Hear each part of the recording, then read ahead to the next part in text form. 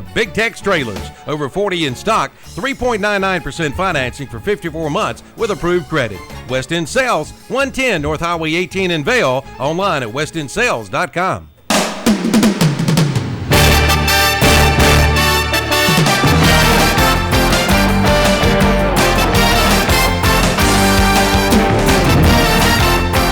Welcome to the KTC Broadcasting Studios. I'm Tim Johnson. Ken Link here for you on a Wednesday afternoon.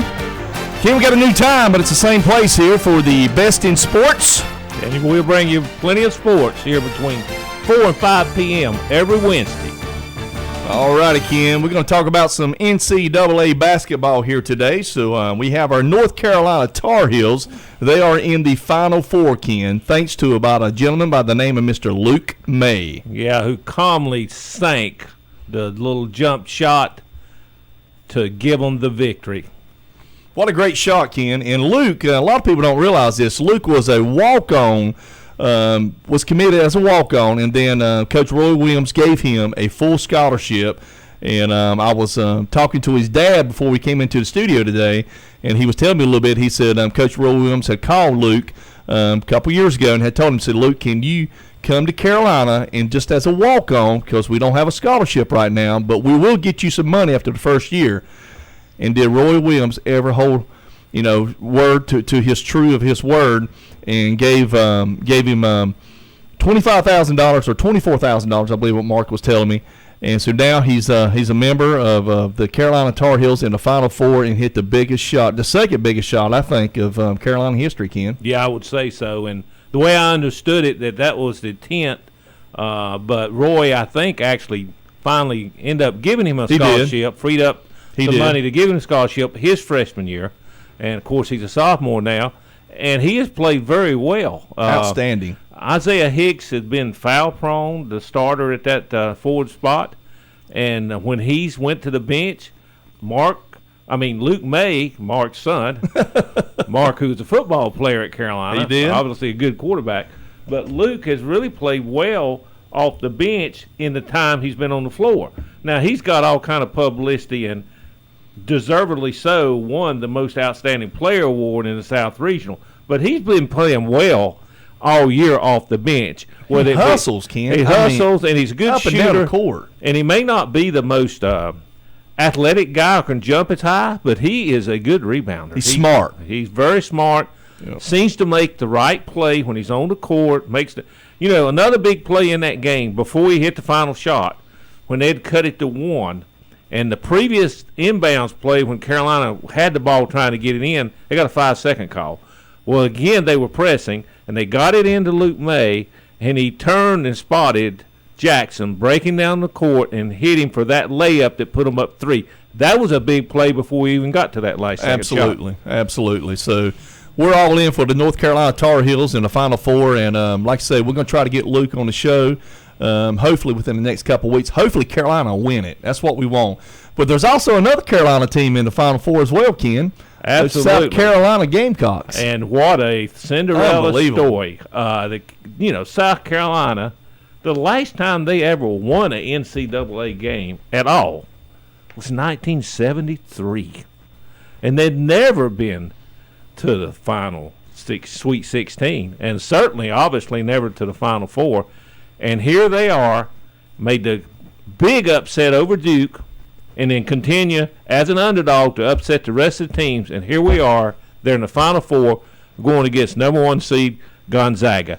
And I would not bet against them. No, their defense, they are a defensive team. And Frank Martin, the head coach there, has done a sensational job. And I tell you, Ken, I look back through the years, and I try to, you take a Cinderella team like South Carolina, like NC State, Villanova when they won it, with Ed Pinckney, and I try to match them up with a team that's kind of similar to them. They got great guard play, and they're a defensive team. And the more I think about them, they remind me a lot of the NC State basketball team back in 1983 when they won the national championship. Had that great guard play, Ken. And, defensively, State, they were smart. They had a great coach, Jim Valvano, who came in and had a game plan, said we're going to play a half-court game. We're not going to get in a run and shoot kind of game with those teams because they weren't allowed to do it. They couldn't do it. You know what I'm saying? So in that situation, South Carolina, like you said, they're going to give Gonzaga everything they have. Well, the thing when I think about watching South Carolina play, what I've seen, they make the other team play ugly. Mistakes. They're so aggressive on defense, and they're all over you. It's like, Arkansas back in the day when they used to have a full court press, they called it 40 minutes of hell. Yep. Well, South Carolina reminds me of that because they are so aggressive no matter what the score is, what time in the game, they're aggressive. And when they get a steal, they're running like crazy people to the other end. Sometimes they get a foul. Sometimes they get the basket. Sometimes they mess up and charge or throw it away. But guess what? You better believe they're coming at you. They're coming at you. They're not slowing down. That's right. They're aggressive. Right. So I'm impressed. Of all the teams in the tournament, Ken, I'm impressed with South Carolina. I just like the way they go about their business. I like the way that Coach Martin is coaching the team. He's got them playing the type of basketball that can win a national championship. Well, I think back to the first half of the Duke game against South Carolina. I was watching that first half, and I said, "Who's you pulling for, Ken?" Well, it wasn't the Blue Devils. Let's put it that way. I never pull for Duke unless they I've never pulled for Duke. Let's just be honest. but I had to throw that in there. Who was you pulling for, Ken? Tar Heel fans, they have a hard time pulling for Duke. Absolutely. I verify that. But they couldn't throw it in the ocean. I was sitting there saying, come on, South Carolina, if you got some open shots, if you'd hit them, you'd be right there with Duke. They shot 20% the first half. 20% of their shots. And they filled it up in the second half. And they shot a bunch of threes, and they were open. They couldn't hit them. I was going nuts. Oh, that's okay, Ken. We come out and shoot 70-some% the second half and continue to play the tough defense and just put Duke away. It wasn't close at the end. Well, what's Carolina got to do, Ken, to get to the national championship game against Oregon? What do they have to do? Oregon's got some very good basketball players. Yeah, they got three players that are very good. They got two perimeter type players. Brooks plays on the perimeter. He can also go inside. He's 6'7". He's a tough matchup, and they have a guard that's very good. It can shoot outside and really hitting threes. And they got this guy Bale. They lost a starter late in the year. Name was Bouchoir, and he was a inside player, blocked a lot of shots. Well, this guy Bale, he came off the bench, getting more playing time, and he's blocking shots like crazy inside. So he's playing extremely well. Now, what Carolina's got to do is the perimeter players have to hit some shots. I understand, or they will play some. Or we're going to play some zone, and they know who the shooters are for Carolina. Carolina's defense, Ken, they played extremely well. Extremely well. I mean, you got to give them credit for that. So, well, let's talk about that defense strategy. Everybody talks about Roy Williams and the calls he made at the end of the game. That was fine. Yeah. But go back to one call he made strategy-wise before the game. Monk, who lit up Carolina for 47 points in their previous – everybody thought he'd have Pinson on him. But Carolina had Pinson didn't play that game. Pinson didn't play in that game.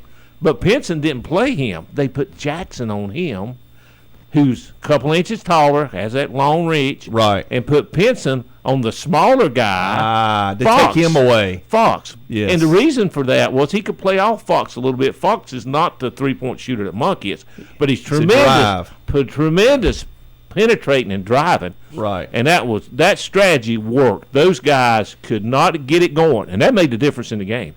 Now Fox, they got in foul trouble the first half. And but that happens. And Coach Cal decided to set them and not play them anymore. He could have played them. But you know who got the two fouls on Fox? Who? Stillman White, the guy who come off the bench and never played. Yeah. And he got the two fouls on Fox that put Fox eventually on the bench for the rest of the half. So he comes in, plays a few minutes, hit a layup, got two critical fouls against him, again, contributed. Carolina's got a stronger bench than Oregon. If they can get Bale in foul trouble or they can get some other people in foul trouble, it's the Carolina's advantage. It's Carolina's advantage, yeah. Now, Oregon's got a very athletic team, and they got three hot players now. If Carolina's depth comes into play, it'll make a big difference in the game. We'll see what it does. Right. Well, we got Carolina. They're taking on Oregon. They'll be the late game. I think it's, 8:49, something like that? Yeah, it's 8:49.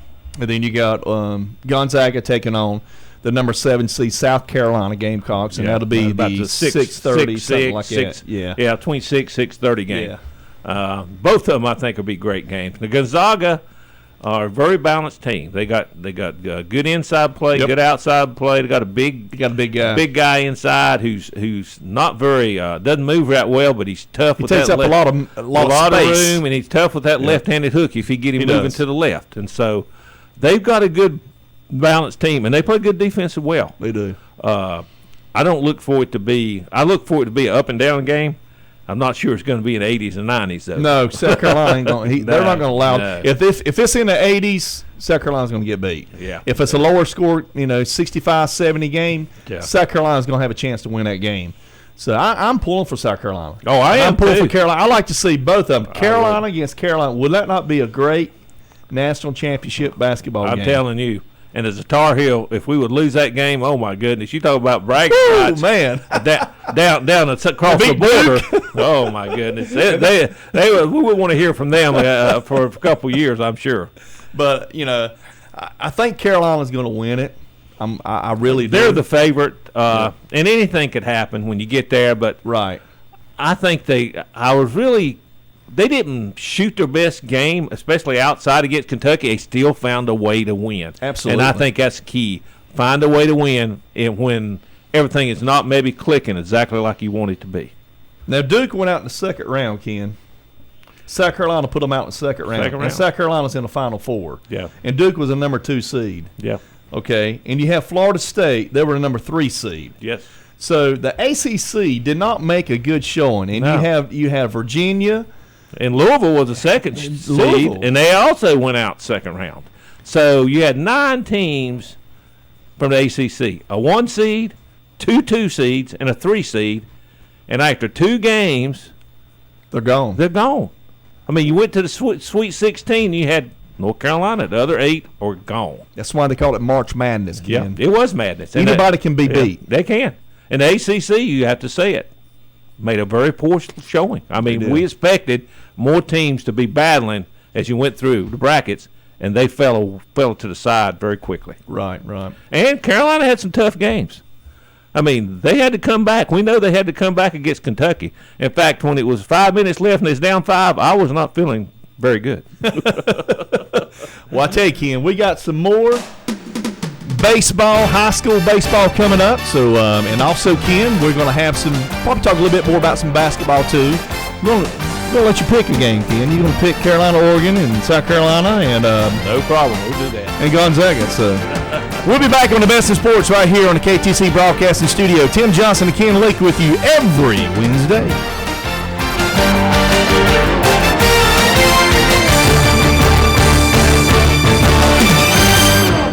You're invited to drop by and see our brand new big showroom. Now open at Abernathy Chevrolet Buick GMC in Lincoln. Yes, it's big, it's bright, and it's full of great deals on Chevrolets, Buicks, and GMC trucks. Hey, it's truck month. Come in now and get 0% financing for 60 months, plus $5,500 total cash allowance on the 2017 Chevy Silverado 1500 Crew Cab. Come in for all the details at the all-new Abernathy Chevrolet Buick GMC truck.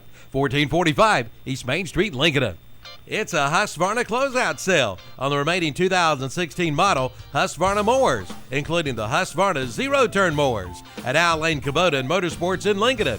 Come on in now for their preseason specials. Ask about 0% financing for up to 42 months. Right now, there's a big selection to choose from, and Al Lane is having a chainsaw clearance sale. Prices have been slashed. Get ready for springtime with a trip to Al Lane Kubota and Motorsports, Highway 27 east of Lincoln at the Highway 73 intersection, and online at AlLaneMotorsports.com. We're community minded. We believe in what we do. We love this town. We live in just like you. We're a community bank. That's why we always try to approach things from a community-minded point of view. When something is in the best interest of the communities we serve, it's good for us as well. We're community-minded, just like you. Carolina Trust Bank, member FDIC. Community-minded, just like you. We're community-minded, just like you.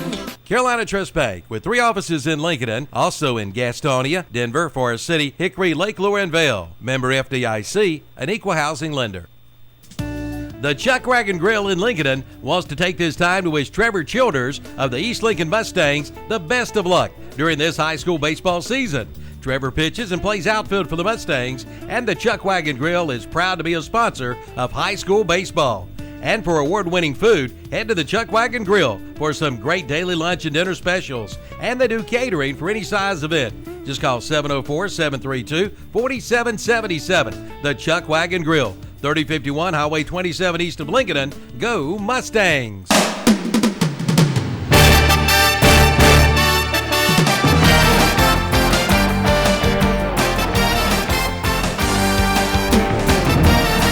Okay, here we are back at the KTC Broadcasting Studios with the What's Up Shopper Best in Sports with Ken and Tim. We're going to switch our attention a little bit to another round ball sport, baseball. And we can talk a little bit of local baseball. We've got some teams in the area that's doing very well. First, I'd like to talk a little bit about those Cherville Ironmen, the defending state 1A baseball champions, who have started out of the gate this year where they left off, undefeated after 12 games. That's pretty good, Ken. And they take on the West Lincoln Rebels tonight at Cherville Baseball Field. So, and like you said, they're undefeated. Do you know how many games have they won? What, 18, 19 games in a row? Is that correct, Ken? From state championship? Probably have. I haven't went back and looked, but they did have a string that leading right up, obviously, to the championship. Right. So, Coach Scotty Hebner's doing a great job with his baseball program, and they got a lot of their pitching back, Ken. They got a lot of their pitching back. Unfortunately, one of their key pitchers last year had an injury during the basketball season and is not pitching for them, Tyler Sanders. But it doesn't seem to have slowed them down. You still have Noah Aker, and you got a bunch of other guys that's really younger guys. They got a freshman that's pitching really good, too. Yes. And I'm trying to think of his name, Ken. I know that his dad is a teacher there at Cherville High School. I can't think. Is it Emory? No. It's I know who he is. Brent Walls. Brent Walls. That's who it is. Brent Walls. Walls, and he pitched the last game they won. I think he pitched a shutout. So he did. They've got young pitchers. They got Will Walker, who's a senior, who's also been starting some games and pitching well. And, of course, Noah Akers, their ace. But it hasn't seemed – and they've been using a couple other guys, so they've been getting by a few games with committee. And they're hitting the ball. So they are definitely the best team in their conference so far. Yes, hands down, Ken. They're going to be the one. They're probably going to be the favorite to repeat this year as state champions too for the 1A baseball conference this year. Also, Cherville's, like you said, Ken, they're undefeated. They're 12-0, and they're 6-0 in the conference. And Lincoln Charter 7-2, and they're 7-1. And that one loss was to Cherville. Highland Tech's pretty good. I know some kids from Highland Tech. Highland Tech's 7-3-1. Cherville Post 100's got at least one or two kids. I know they got I think 3 kids that's played. Now they're 6-2 in the conference, and both their losses have been to Cherville and Lincoln Charter. Now, tell us a little bit about that Taylor Hughes kid. Taylor Hughes is a little lefty. He I saw him pitch some on the Lincoln the Cherville Legion team last year, early in the year, and after they got all their players. Then he went down to the junior Legion and pitched down there. But he pitched well as a sophomore last year in high school and won a couple playoff games once they got into playoffs. He has, in his last 2 outings, he has pitched, the games were about a week apart, so he pitched both complete games for Highland Tech and has thrown back-to-back no-hitters. Now, how many times have you heard in our area where there's a young man like that come in and pitch 2 no-hitters back-to-back, Ken? That's phenomenal. That's unheard of. Doesn't matter what classification you're playing in.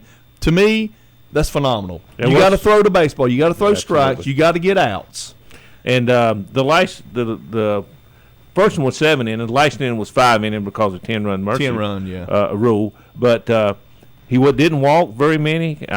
He throws strikes, and you could say, well, what was the competition? Like Tim said, it doesn't really matter. When you pitch that well, it's something. Now, the other 2 players that on that team that were on the Legion team, the Cherville Legion team last year, were Chase Crocker and Brandon Kraft. And Brandon, who had an arm injury and didn't pitch last year in high school, is back pitching, and I saw where he pitched against Cherville and went 7 innings the other night. So and pitched well from what I saw. So they got 2 guys that are throwing the ball pretty well for Highland. Right. And the interesting thing, they've lost 2 games in the conference, but Hughes did not pitch either one of those games. He didn't pitch against Lincoln Charter. He didn't pitch against Cherville. Now, they're saving him. Yeah, Crowd pitched with. So they got to play those 2 games again. I imagine they'll see him because. Right. I look back at what he's done. I think he's given up 1 earned run this year. That's it. In Highland Tech, I got a one of my close friends, Mike Stamey and Kathy Stamey. Their grandson plays as a freshman, Ken, on the Highland Tech baseball team, and he's playing. Wow. So Zach's doing a great job. He's playing third base and playing a little bit of outfield, left field. And he's hit the ball pretty good this year from what I've been told. So I want to say congratulations to Zach and, of course, to Taylor Hughes of Highland Tech baseball. That's exactly right. And, of course, Cherville 2. Cherville's 12-0, 6-0. Like we said, Lincoln Charter 7-2 overall, 7-1. Highland Tech 7-3-1 and 6-2 in the conference. So it's pretty good baseball in our area, Ken, for 1A baseball, that is. There is. And like I said, Highland Tech won a couple games in the playoffs last year. And so we'll see how they do, and Lincoln Charter as well as the favorite Cherville once they get into the 1A playoffs. Now we get to the SD7, Ken, 2A baseball. You got East Lincoln, West Caldwell, West Lincoln, Lincolnton, Maiden, and Bandy's, and Bunker Hill. But here's the thing, Ken. East Lincoln is 9-2, and they're 7-0 in the conference.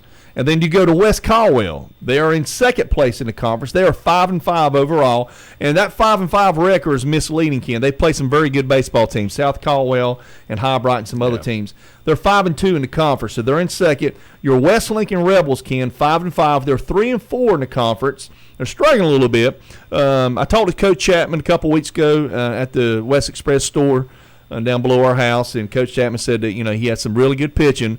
He said he's just the hitting is where they're struggling at, so they're going to have to put some runs on the board. And I tell you, Ken, by the end of the year, I know Coach Chapman well, he will have those kids hitting the baseball. He will be productive on the runs board too. He'll have them ready for the playoff time. He always does. Well, there's a log jam right there. You got West Lincoln. You're right. You got Lincoln, you got Maiden, all with 3 and 4 conference records. Now, Ken, Lincolnton has got they got 2 outstanding players in that conference. They got Robbie Cowie, who's an outstanding basketball player as well. But Robbie was one of the post 100 Cherville Legion baseball players last year who hit the cover off the baseball. You was there probably for every game to watch him play. And then you got Lane Hoover. So Lincolnton's got potential to sneak up there in that conference, Ken, and get a 3, possibly a 4 seed. Yeah, and I noticed they lost a game a couple of days ago, 3-1 to West Caldwell. So they've been competitive even with some of the losses. Second place team in the conference. Now they faced a tough pitcher the last game they played. Caden O'Brien. Caden O'Brien already committed to Carolina Tar Heels. He's a lefty pitcher. Yep. And he shut out Lincoln with a no-hitter, striking out 18 in a 7-inning game. Wow. Now that's dominance there. That's dominance. Yeah, that's when you don't need the defense behind you. And so if you look at Maiden's record, it's not that good in the conference. And what you really probably guess is, every time he pitches, they're probably going to win. And when they don't do as well. Obviously, in the years in the past when you had the Harveys playing for Bandy's High School, you had Brian, had Chris. And, of course, Chris went to the Pirates and got drafted. Actually went to Clemson, played baseball at Clemson. And then he went from Clemson to the Florida Marlins. So you had Chris Harvey. And then now you got their other brother who played at Bandy's. They went to the second or third round of the playoffs. I remember we had a chance at one time when Alec was a sophomore, I believe it was, and pitching for West Lincoln. And we had a chance to play them in the playoffs, but they got beat. And we had to end up playing, I can't remember who it was, Ken. I believe it was, I'm going to say it was either Drone. I think it was Drone that we played. But anyway, Bandy's has always had some really good baseball teams. And Brian Harvey, who's always worked with those kids on pitching stuff, Brian played in the big leagues, was a Roll-A's years ago, Ken. You probably remember this, Roll-A's Relief of the Year. Yeah, I remember. I remember when he starred. Brian was an outstanding pitcher. An outstanding pitching coach, too. You got Bandy's. They beat West Lincoln, Ken. Yeah, it's just like they beating in that middle there. And we mentioned, it can go any way. Bunker Hill and Newton Conner were sort of the bottom there, but you got a bunch of teams there 3 and 4. So East Lincoln has dominated a little bit, but the other teams have beat each other up a little bit. So whenever teams play, it's sort of a toss-up. You don't know what's going to happen unless you happen to have a star pitcher on the mound, like Caden O'Brien or like Alec Burleson down at East Lincoln. Yeah. When those guys on the mound, then we expect to win because those guys are so dominant. Well, West Lincoln's got 2 outstanding pitchers. They got an all-state pitcher, and Brooks. Dalton Brooks. Yeah. And but here's the thing, Ken. If you don't get any production in offense, and if your defense is making mistakes and stuff behind you, it don't matter who's out there pitching. Yeah, unless they strike out everybody, which O'Brien almost did. But yeah. So we got some really good baseball in our area. Yeah, we do. So we got 2A and 1A. In the North Lincoln Knights, they're playing good too. Yeah, I think they're 5-2 in the conference. I looked, and so they're right there, and they've got a good team, and they have some good players on that team. So East Lincoln, West Lincoln, Cherryville, Highland Tech, Lincoln Charter. And of course you've got North Lincoln. Good baseball programs. Kids, they're coming up through middle school, and I see a lot of these kids in middle school from Umpin and so forth, Ken. I mean, I'm going to tell you, North Lincoln, right now I'm going to take you, North Lincoln, from what I saw, have got a really great program in baseball in middle school. And they can hit and pitch. And that's what you need to keep a program going. You got to have the kids coming up. Yep. That can come in and play, the young ones. Yep. If you have a gap where you don't have that, then your program really takes the hit because you got to try to build back to it. Ken, we're going to talk a couple players that played in our area in high school. One of them's Chandler Jenkins. We know Chandler well. I've known Chandler all my life. I've coached him in baseball, and he played for me. Him and my son are best friends. Josh McLean. Josh and Alec play together. Chandler's at CVCC. Josh McLean is the starting center fielder. He's started ever since he's a freshman at NC State University. Josh is tearing the cover off the baseball. Josh is going to get drafted more likely this year. I hadn't talked to his dad, Bradley, but I'm going to get in contact with Bradley. But more likely, Josh was getting looked at out of high school. He went to Alexander Central High School in Taylorsville. Josh and Alec played 3 or 4 years together. Riley Smith as well went to Alexander Central High School. He's playing at CBCC. He originally went to UNC Asheville and played there, and then he transferred to CBCC. Riley is getting looked at too. Riley's a catcher, great kid. Max Rotel played with us. Max played 2 years. Max is with the Mets organization. He went to Marvin Ridge High School, got drafted out of high school, very high draft pick, 3rd round. Arizona, he played for he could have went to University of Arizona, played baseball there on a full scholarship, but he decided to go pro. And then Bradley Keller from Crest High School. I know Brad. I know him well. I know his son. Him and Alec played together for a couple years. Great kid. I mean, there's a lot of great baseball players in our area, Ken. Chandler's tearing the cover off the baseball. Yeah, I saw where he had like 9 home runs. It's unbelievable. Hitting well over 400, and he's just doing very well up there at CVCC. Absolutely. Even though that team is having sort of a down year, it's not any fault to Chandler. No. He's tearing the cover off the He's ball. the leadoff man. They got him hitting first. They did have him hitting, I think, 3rd, and they moved him to 1st, I guess, because so he get more pitches. Yeah. I enjoyed pitch around him. I enjoyed some of these kids. I don't know as well as you do, but I certainly enjoyed watching Chandler in Legion Ball as well as Riley Smith. I watched him in Legion Ball. Oh yeah. He was a good player. Riley's a really good player. I know Riley's dad. We coached together. Roger and Bradley. That's Josh McLean's dad. We went to Cooperstown. Luke went with us. Luke May went with us. Went to Cooperstown, played baseball, and I tell you, Ken, we were out of 100. I think it's 107, 104 teams, I believe it was. We were undefeated. We was like 12-0, 13-0, got all the way to the Final Four, and got beat by a walk-off grand slam. Now, here's the ticket. Alec, in the 2nd inning or 3rd inning, I can't remember when it was, Alec got hit by a lefty pitcher in the elbow. Had to take him to the emergency room, off the field. Had to put a cast on his arm. So he was going to pitch. He was going to be our starting pitcher for the championship game if we'd have won that game. Yeah. But he was done. He would never be able to play. He wouldn't have been able to pitch anyway. So, yeah. but yeah, that was one of the best baseball teams. I mean, all these kids I'm telling you about played. And you got Luke May at Carolina. Yeah. I mean, he's probably the biggest celebrity in North Carolina. If he ran for president, he'd win. Right now, he would. Carolina. Right now, he would. He's the best known Luke around. In fact, they said, absolutely. Hey, you know the other Luke for the Carolina Panthers. We got a new Luke for the Carolina Tar Heels. You got Luke King. We got Luke May. Got Luke May. But yeah, we got a lot of great baseball in the area. We're really proud of our kids. Great, sensational young men. And we wish them nothing but the best here at KTC Broadcasting here at the studios here at in Cherville, North Carolina. Yeah, before we transition maybe to another break here, just congrats to the Lincoln Charter basketball team who just won last week the 1A state championship in fine fashion in a game where they dominated to win the state championship. Congratulations. I mean, those guys, and Ken, they got them all coming back next year. Look out. Yeah, all the good players will be back. That's the bad news for the other team. All right, that's Ken Link, the best in sports right here on KTC Broadcasting. I'm Tim Johnson. We'll be back after these 5 messages from our sponsors.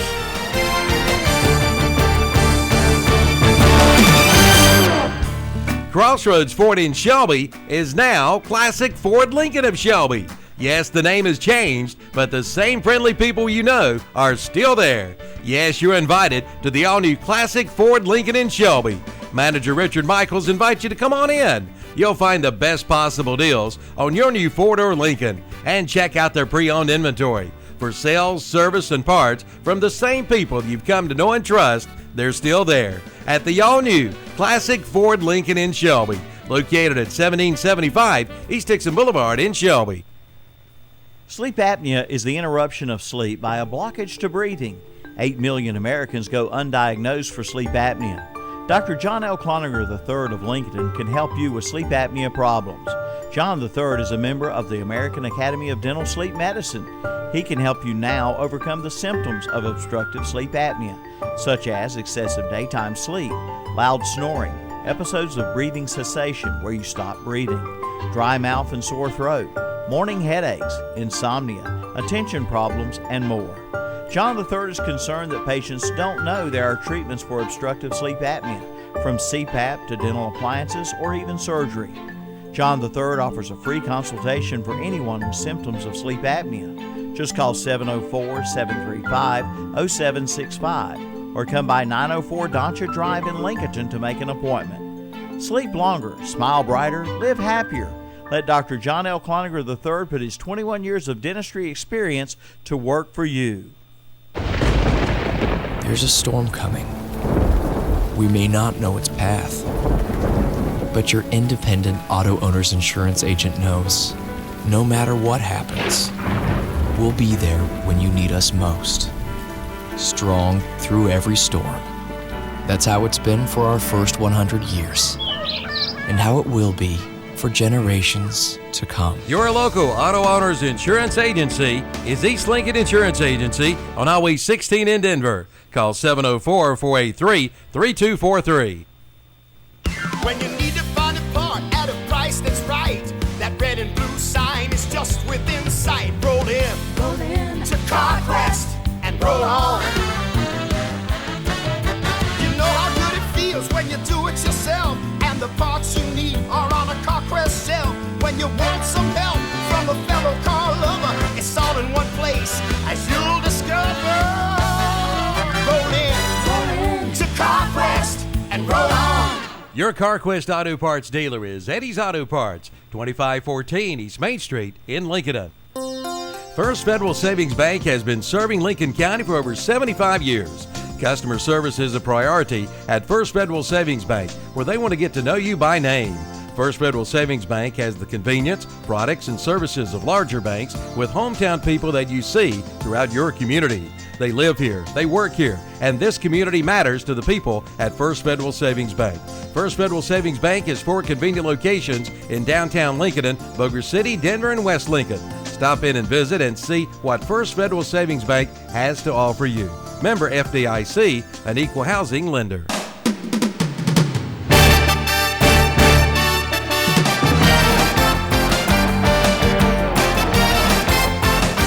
We are back here at the Best in Sports Show with Tim Johnson and Ken Link every Wednesday from 4 to 5. Got a new time, but we're still here, Ken, and want to apologize to our listeners out there for the last couple of weeks. The NCAA basketball had to put them on the show, so had a few conflicts. But we're back, and we're going to be here for us every Wednesday. And also, Ken, we had talked to Mr. Kevin Hastings, who is our boss. And Kevin's going to try to get us on the radio, and we're trying to figure out a time, a good slot for us to be able to do that. And also, to all our listeners out there, you can be a part of our show if you like to. Yes. I mean, if you'd like to be a sponsor on this show, you can let us know, and we'll be glad to have you be a part of it. And our contact information, you can call here to KTC Broadcasting Studios, and you can talk to Mr. Kevin Hastings, or you can talk to Calvin. They're the ones who make decisions when it comes to sponsorships and stuff like that, and about putting people on the air and so forth. And we're real appreciative of Kevin. This is a great idea that Kevin came up with to put us on the air, and so we're real appreciative of that.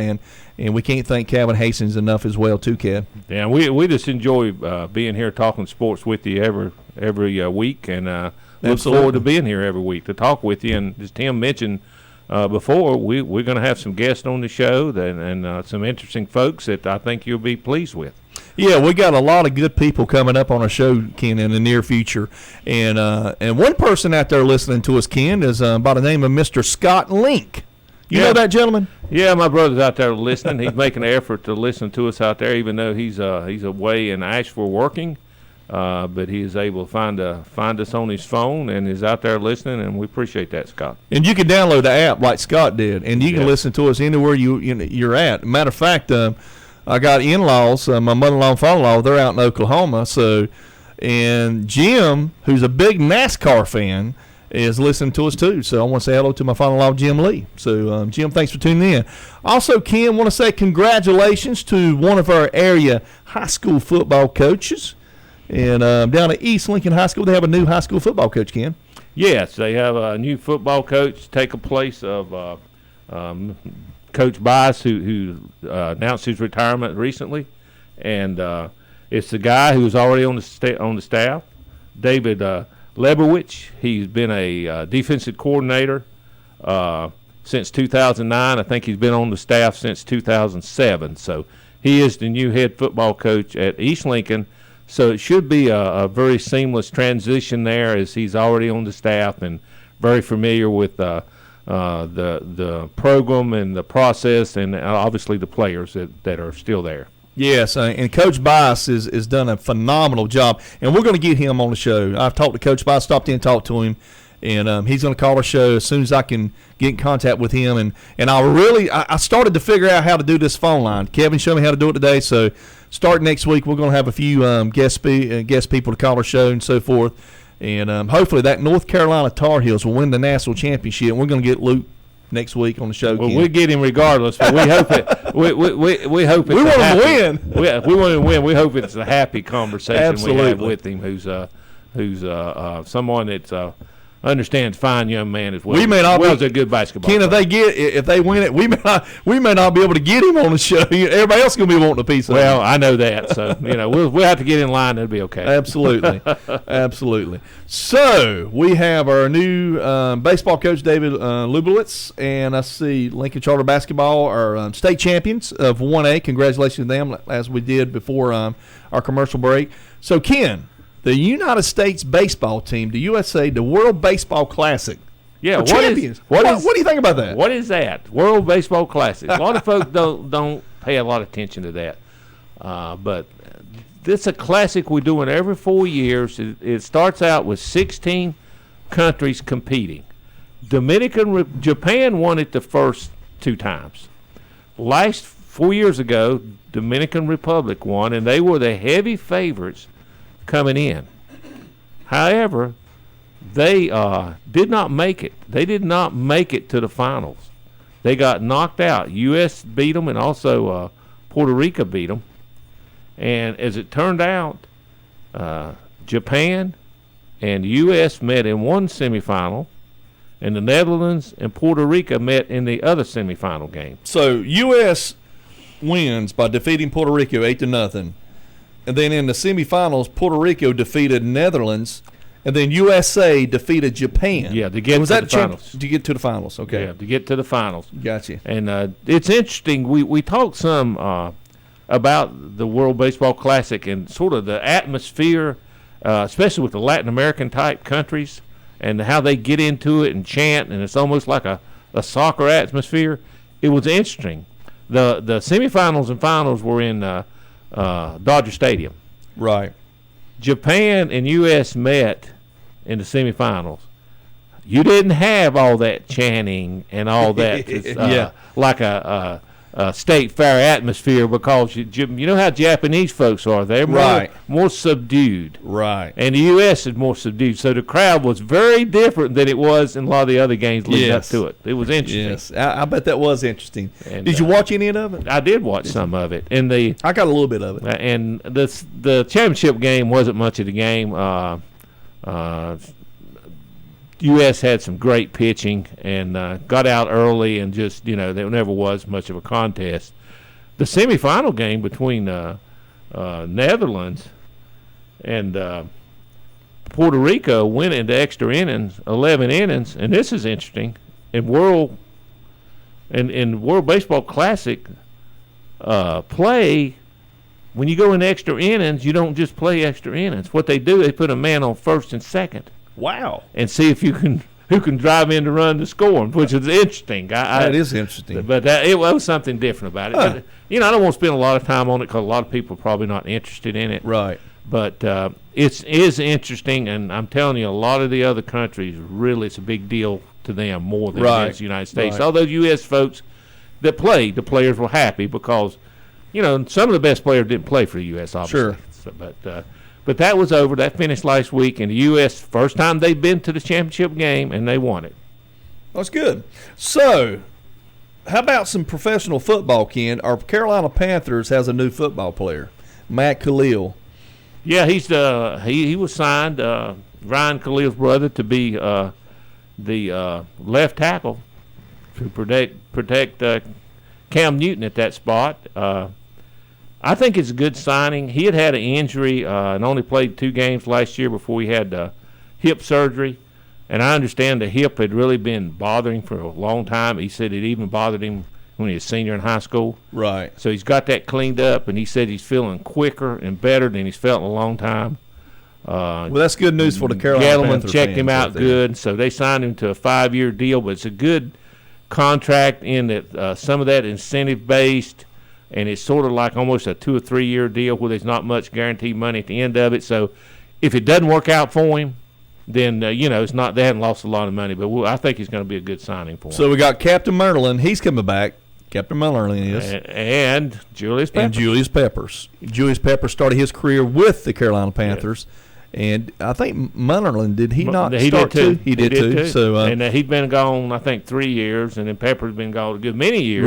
Right. But Peppers had 8.5 sacks last year. He's still a productive player, not a ever down guy, but you keep him fresh.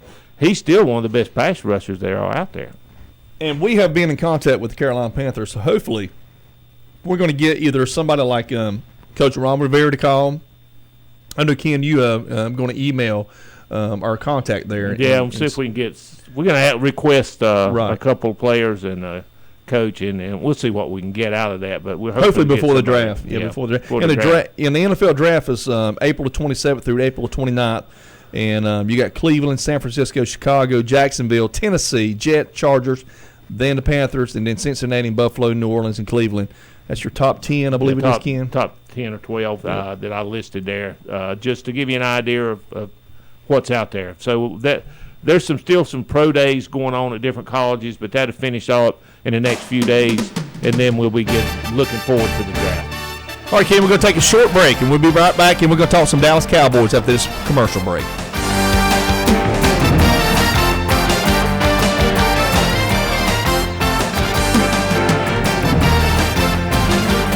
Like going on vacation without leaving town. At the Glen Oaks Golf Club in Maiden, sure there's golf, but there's a whole lot more, like their swimming pool, driving range, picnic shelter, and their new clubhouse, featuring a snack bar and a big banquet room. Great for weddings, receptions, class and family reunions. So for a fun day of golf and much, much more, see Glen Oaks Golf Course. Call 828-428-2451. 828-428-2451. Online at glenoaksgolf.com.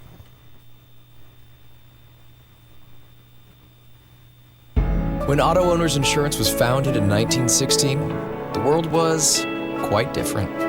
Yet with all that's changed, our commitment to be there when you need us most hasn't.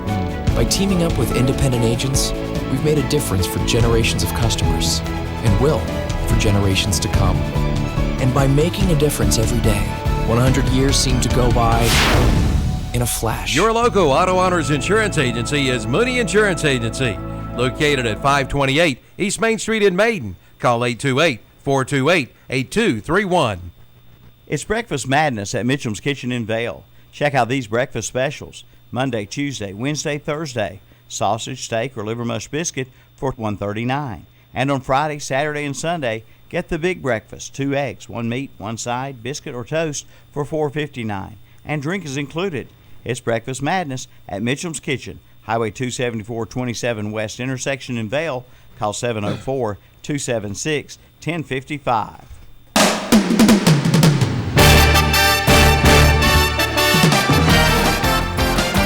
We're back on the Best in Sports show with Tim and Ken here at KTC Broadcasting Studios.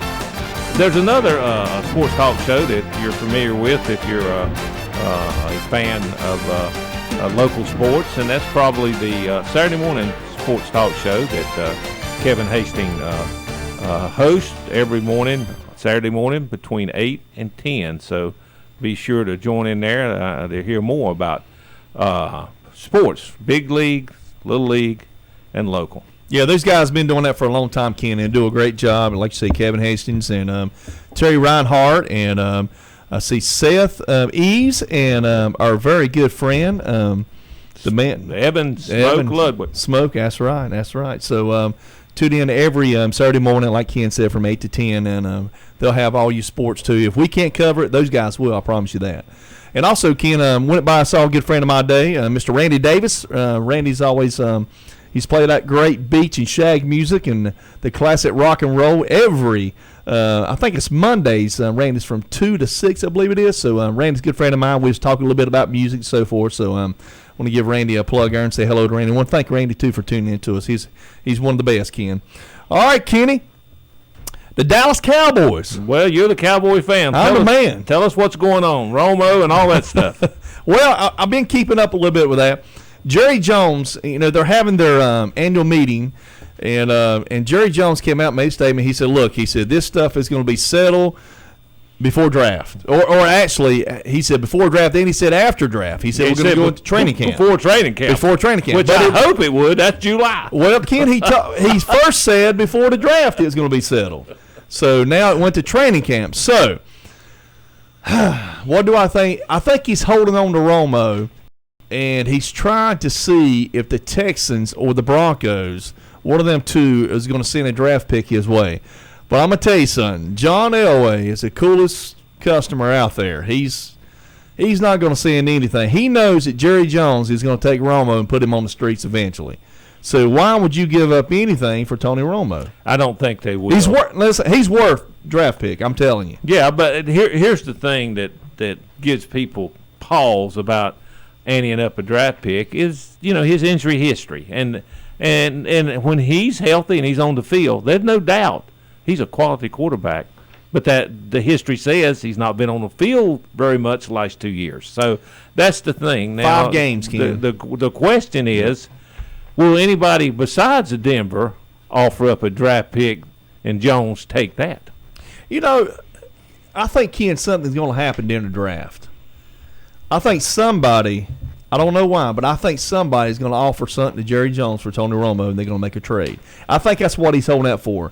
So yeah, I think you're right. I mean, that's why he hasn't just released him, obviously, but he wants something for him, and I think he might have got a little deterred when Romo went on that on the internet and said goodbye to all the Cowboy fans after Texans had let go of Brock Osweiler, and I think Jerry wanted to make that announcement. I didn't think he wanted Romo to do that. So that's a possibility too. Another little bit of controversy I heard today was your Cowboy coach come out and actually gave an opinion about his injuries, and he understood why people didn't want to give up a draft pick because of his injury history and that kind of things. And that was interesting. Some Romo fans didn't like that too much, I don't think.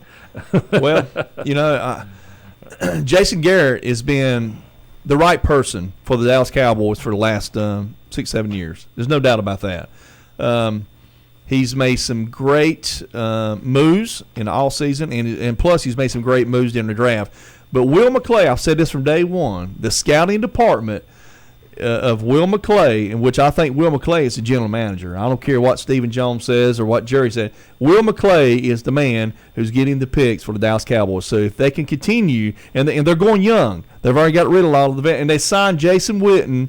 So Jason Witten's not going anywhere. He's going to retire as a Dallas Cowboys. They signed him to 4 more years to 2021, which I think he is. When you think about the Dallas Cowboys, you got Roger Staubach, you got Troy Aikman, Emmitt Smith, Bob Lilly. You got all the great Cowboys. Jason Witten's right there. I agree. He's been a great tight end for many years. See, that's the other things. Some guys might be good for a couple years. This guy's got longevity. Oh, yeah. Yeah, and missed one game in his career, Ken. One game. So that's a little bit of news for the Dallas Cowboys. Like I said, the NFL draft is April 27th through 29th. So we're gonna set up a draft board in here, Ken, and we're gonna do the Carolina Panthers and the Cowboys, and hopefully we can pinpoint some picks. That'd be fun. We'll be ready. Be ready for that. Hey, we got the Masters, Ken. Yeah. Next weekend, not this weekend, but the next weekend, April 6th through the 9th, Augusta National. Is Tiger Woods going to play? Has he came out and said he is or he isn't? Have you heard? I haven't heard definite, but what I've read is it's doubtful. But we'll see.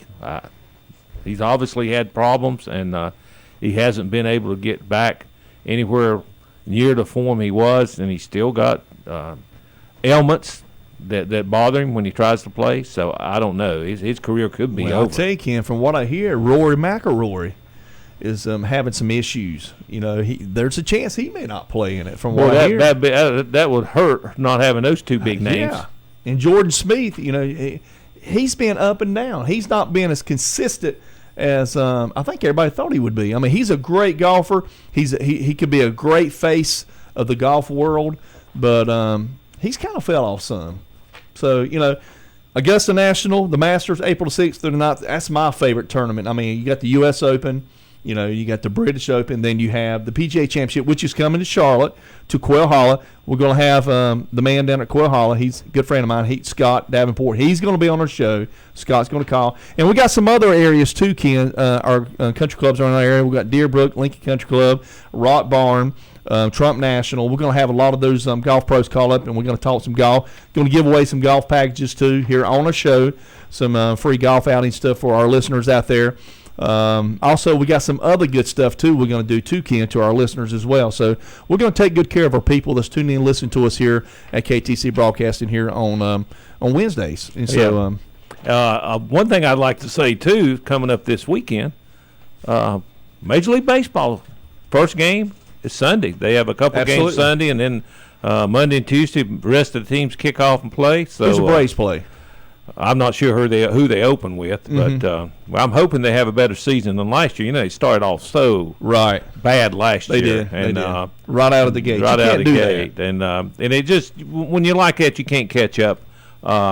Freeman caught fire the last 100 games. They had Matt Kemp in a trade that come over, and after he come over, he had a little bit of protection. And so Freeman just really was killing the ball at the end of the season. I understand he's still killing the ball in spring training. So with Kemp and Freeman there, maybe they'll have a better offense and get a little bit of pitching. They'll have a better team this year. Did they not get somebody else? Didn't they have a shortstop or somebody at shortstop to come over?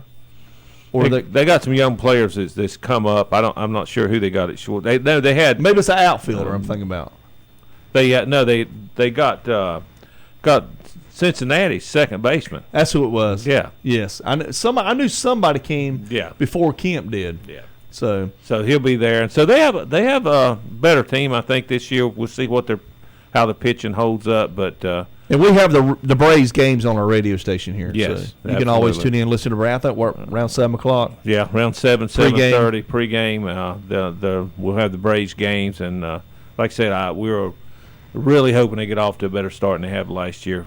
Went to the World. Last year the World Series ended in great fashion with the Cubs finally winning against the Cleveland Indians. So we'll see who the favorites are this year. And that was exciting. And we'll see if the Cubs can follow it up with another one because they have a lot of very good players. Oh, man. They're deep. A lot of young players are deep, and they got a good manager. Now they got a good front office. Well, I'm going to tell you what, the Cleveland Indians has got a great manager, too. They do. They absolutely have a great manager. And I think he did as much as anybody with the talent he had last year. He did a tremendous job with him. They're going to be hard to beat, Ken. I think this might be Cleveland's year. I think it might be. They could come back. Look, they gave the Cubs all they wanted. They just couldn't quite pull it off. Terry Francona, to me, is a Hall of Fame coach. I think love so. to watch him coach, and he's a player's coach. They love him. He's a lot like La Russa was. So he's a player's coach, like I say, and he's going to have that team ready, and they're going to be out there and they're going to be performing well. So I think Cleveland. I'm going to say right now, Cleveland's going to win it all. I think they got the pitching, they got some hitters, they got defense, and I think they got the best manager in baseball. Terry Francona, Tito. I think they do. And I'm a Braves fan. Yeah, I am too. But I think the Cubs would be the favorite in the National League, and I can't see where you'd legitimately say somebody's going to be better than the Cubs in the National League. But you never know. We'll see how it goes. Now, NASCAR, Ken, we have a NASCAR show here at the radio station, KTC Broadcasting. Kyle Larson, he won the race. He won the race, and he'd been in a lot of top 5 finishes, second a couple times prior to this. That young guy's having a great season so far this year. Who's leading the points? Is Harvick still leading the points? I don't know whether Harvick or whether Larson took it over. Larson may have took him because he's right behind him. Those two are up there. If he's got that many top 5s and he finally won. Yeah, he's probably. But he's done well. Yeah. So we're going to make some predictions on the final four. That's what I was getting ready to get to, Ken.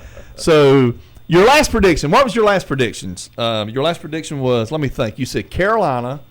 Who else did you pick? I said Duke was going to make the Final Four. So I was wrong there. Well, my Final Four were picks. I had Arizona, North Carolina, Kansas. Yeah. Did you have UCLA? And no, I did not have UCLA. I had Villanova. Okay. And so I got one in the Final Four. So a lot of people, they said there were, out of the millions that was turned in, I think there were 687 that had the Final Four. Right. And they all had to be South Carolina fans because who else would have picked South Carolina to make the Final Four unless you were a South Carolina fan? Ken, I'm going to be honest with you. I don't know if I'd even pick South Carolina to get out of the first game, much less make to the Final Four. But I'm going to go this way. I think Gonzaga is going to beat South Carolina. I think it's going to be Carolina and Gonzaga, and I think Carolina's going to win it. I think it's going to be a sensational NCAA basketball championship game. I think Carolina and Roy Williams is going to be cutting down the net for his 3rd national championship. That will be 5 for Carolina. Is that correct? Yes. So, and I think actually 6. I think 6 is the one back in the 50s. Back in the 50s. I forgot about 6 total. Dean Smith got 2, and they had the one in the 57. And then who was that? The one Roy's got 2. Yeah, Roy's one too. Yeah. So I think I really believe Carolina's going to do it. I think Carolina's got the team to do it. They got inside play and outside play. The key to it is if they can keep their big men Meeks and Hicks from getting in foul trouble. Now Luke May is going to play a valuable part. And I was telling you the other day, I said Luke. He's a big man, but man, he can shoot from outside. Well, he gives them another dimension when they put him in there. He can fade out and be a threat from 3-point range, which is another threat besides Jackson and Barry, and that makes it harder cover for him. Right, and he reminds me a lot of Matt Doherty when Matt played with Carolina back years ago when Michael Jordan. Smart player, not flashy, but just smart and solid as far as fundamentals. So we both got Carolina. Is that correct? Yeah, I got Carolina. I'm going to pick South Carolina to beat Gonzaga in an upset, and we'll have you're right. Carolina final, and I of course, will go with the Tar Heels to win it all. I hope you're right, Ken. I do too. Well, I hope you're right for South Carolina too. I think Gonzaga's going to beat them. I'm pulling for the Carolina team. The West Coast teams, I'm not pulling for. Right. Well, Ken, that's going to do it for our show here on the Best in Sports here at KTC Broadcasting Studios. What's up? What'sUpShopper.com. I'm Tim Johnson from Ken Link. Ken, we will be back here next Wednesday from 4 to 5. We look forward to seeing you then. Thank everybody for tuning in here on KTC Broadcasting.